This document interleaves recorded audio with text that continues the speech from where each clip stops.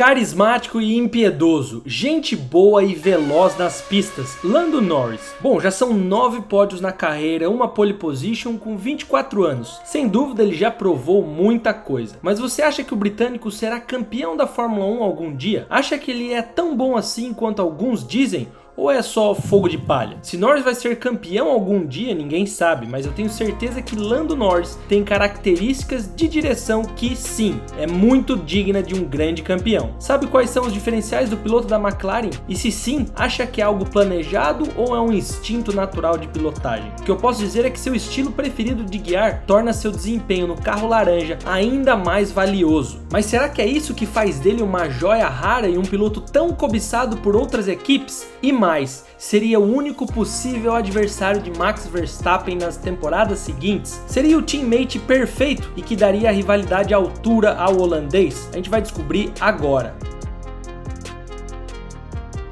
Já vou começar te surpreendendo, Lando Norris não era um fã de Fórmula 1 durante a sua infância em Bristol. Na verdade, o negócio do menino Lando era MotoGP, principalmente por ter crescido assistindo a lenda da categoria Valentino Rossi, dominar durante várias temporadas seguidas. Com isso, Lando Norris se mostrou inspirado para começar a correr, mas diferente dos seus colegas que também chegaram na Fórmula 1, Norris precisou de bastante tempo para tomar conta do terreno tumultuado do kart. A vida do menino Lando no kart não começou tudo a mil maravilhas. O britânico começou a correr com 7 anos e nos 4 primeiros anos do kart conseguiu apenas uma vitória. Tá certo que é um começo melhor aí do que a da Fórmula 1, mas os primeiros anos frustrantes de Lando não fez ele desistir de correr e assim continuou a tentar conquistar seu espaço no kart. Após as amargas primeiras temporadas e a persistência necessária de um campeão, o britânico se tornou o campeão mais novo da história da categoria com apenas 14 anos, superando o russo supremo Nikita Mazepin. Mas além do tempo de experiência nas pistas,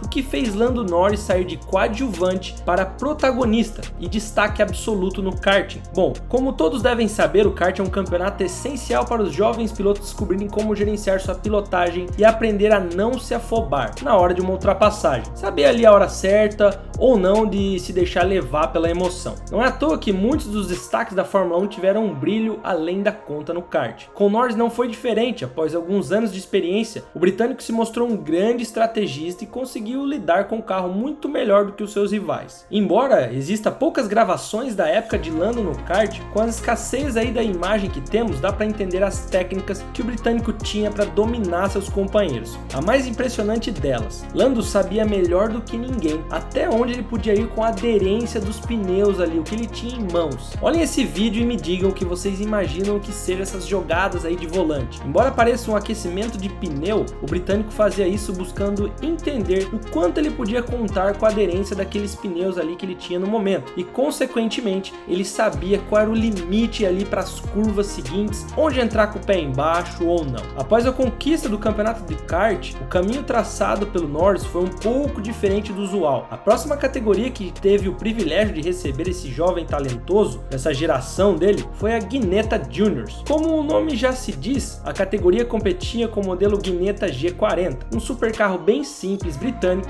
para jovens pilotos usarem justamente após o kart, uma categoria boa para fazer essa ponte do kart e Fórmula 1. O caminho pela Ginetta Juniors é algo mais realizado pelos britânicos e Norris sem dúvida é o exemplo mais promissor que já passou pela categoria. Quando chegou o Norris ainda uma formiguinha ali, né, um Davi contra vários Golias ao lado dos seus rivais, conseguiu superar vários pilotos que corriam lá há 2 a 3 anos, muitos mais experientes que ele. No campeonato geral, o Landinho ficou em terceiro lugar. Um grande ponto forte de Norris, né, na competição foi colecionar ultrapassagens muito ousadas, até demais em alguns momentos, provavelmente por ainda estar acostumado com o modelo de ataque ali de um kart. Depois de se aventurar no mini GT britânico, Norris voltou para o caminho genérico ali tradicional por um piloto de base. De volta aos monopostos na Fórmula 4 é onde começamos a ver os detalhes de pilotagem de Norris semelhantes aos que temos atualmente do primeiro piloto da McLaren. Em 2015, agora na Fórmula 4 britânica, Lando impressionava a todos com a sua agilidade e constância durante os vários stints ali no final de semana de corrida. E como todos os mais habilidosos que conhecemos, o britânico tirava uma enorme vantagem de seus rivais em pista molhada. And how's the track?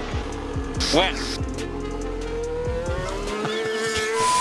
Analisando os melhores momentos e ultrapassagens de Lando na categoria, algo chamou muito a minha atenção. Olha como Norris no momento da ultrapassagem consegue, mesmo na parte suja da pista, manter um nível impressionante de aderência, necessário para superar os rivais e completar as ultrapassagens. Isso é algo que é visto até hoje como uma característica boa do britânico. E dessa forma não teve jeito, ninguém parou Norris, que com 8 vitórias arrematou o título da Fórmula 4. E mais uma vez, sem surpresas, dessa vez Lando chegou como rookie e deu aulas de pilotagem para os de casa. Na minha opinião, o momento de ouro de Norris na categoria de base foi na Áustria, onde o britânico se mostrou muito maduro apesar de sua idade, após cozinhar ali o líder da corrida por várias voltas, enquanto ele estudava o traçado, preparava o ataque e na última volta, literalmente a pouquíssimas curvas, Norris ultrapassa e ganha a corrida de forma magistral, demonstrando ali para todos aquela frieza necessária que um piloto grande precisa. Então a partir daí todos estavam de olho no jovem de 16 anos. Bom, outro fator é como a gente gosta de pontuar como cada piloto gosta do ajuste ali do seu carro. Alguns se dão melhor com um carro de frente mais forte, outros preferem com uma traseira mais colada. Já Norris, tanto faz. É tipo, me dá o carro que eu piloto. É algo muito raro em algum piloto hoje em dia, mas depois de guiar pela McLaren nos últimos 5 anos, bom,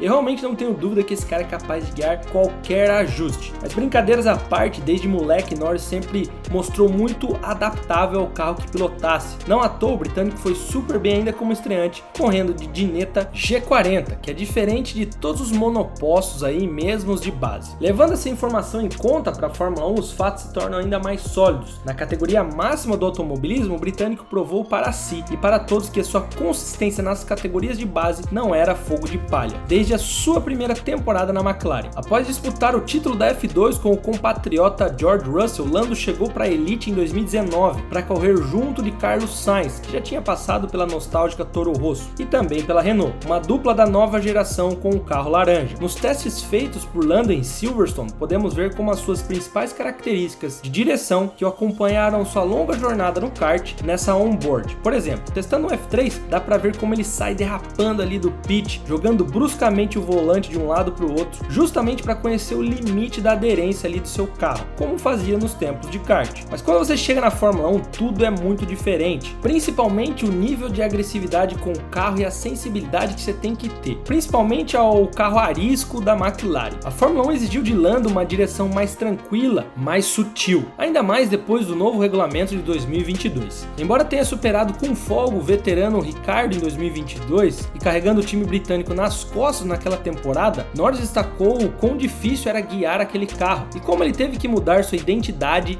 de direção para conseguir entregar os resultados dignos de um piloto do alto pelotão. Eu tive que reaprender muita coisa no início de 2022. O meu estilo de pilotagem era totalmente o oposto do que eu precisava para guiar naquela McLaren. Era muito diferente. Palavras de Lando Norris. E de fato, pegar um carro que vai totalmente contra o seu estilo natural de pilotagem e você se forçar a guiar de outra forma não é tão fácil assim. Na verdade, é muito complicado. Já vimos diversos casos de pilotos com grande experiência sofrendo aí para pilotar certos carros. Pensando sobre isso, é viável imaginar que em 2023 a McLaren construiu um carro compatível ao estilo de Norris, certo? Já que o time britânico e Lando voltaram a ser velozes, mas não é bem assim. Mesmo após as últimas atualizações e melhorias no MCL60 e mesmo com Lando entregando os melhores resultados do time, o carro ainda assim não é do agrado do piloto. Após um 2022 e um começo de 2023 muito amargo para o time do carro laranja, o time finalmente conseguiu trazer upgrades sólidos para brigar com os mais fortes, principalmente por ter uma dupla tão sólida e talentosa com Lando e Piastri, e que para mim torna o time britânico dono da melhor dupla do grid ou da mais promissora a longo prazo. Depois dessa reviravolta toda, com regulamento novo e agora um carro que pode brigar por pódios, o Lando Norris ainda não parece contente. Disse que é péssimo ter um carro para cada curva. Disse que antes os ajustes tinham que ser feitos por corrida, pelo menos no caso da McLaren. Cada curva de cada GP necessita um ajuste diferente. Lando também coloca nesse mesmo pacote as diversas condições que fazem do carro várias caras diferentes, como temperatura de pneu, condição de pista, tanque cheio ou vazio, direção do vento e etc. Essas coisas que o novo regulamento torna muito responsável para ter bons resultados. faço. Não é da forma que eu gosto, mas é como se eu tivesse que me adaptar. Ainda como piloto tenho que me adaptar muito mais, está longe de ser o tipo de carro que eu gosto de conduzir. Bom, palavras dele de novo, o que torna tudo mais bizarro é mesmo que ele não adaptado ao estilo do carro, ele performou com maestria, principalmente contra Ricciardo em 2022. E levando em conta que o MCL36 era muito mais favorável ao estilo do Ozzy, o que acaba sendo ainda mais chocante. Uma curiosidade para quem tem um F1 TV, preste atenção sempre no onboard dele durante algumas voltas, e você vai perceber momentos em que ele escolhe fazer algumas curvas de diferentes formas, e mesmo assim manter seu tempo de volta nas mesmas condições em todas elas. Tanto o estilo de pilotagem de Norris, como a forma que ele se mostra adaptável para conseguir tornar qualquer configuração competitiva nas suas mãos, sem dúvidas é uma característica digna de um multicampeão, e com isso posso afirmar com todas as letras que Lando vai fazer sua história na categoria e vai dar trabalho para muita gente, assim como Lewis já fez e agora Max Verstappen está fazendo. O holandês é outro piloto que também tem seu estilo bem arrojado de direção e única, diferente de Lando, características e habilidades que Verstappen também trouxe lá da sua época de kart, tempos difíceis onde ele foi treinado pelo seu pai general. Mas se você quer saber como o bicampeão e quase tricampeão fez para se destacar entre os rivais e pular da F3 direto para a Elite, como ele quebrou recordes e vem vencendo tudo, bom, você vai saber tudo nesse vídeo que já começou e já tá passando aí na sua tela sobre o insano treinamento de Max Verstappen.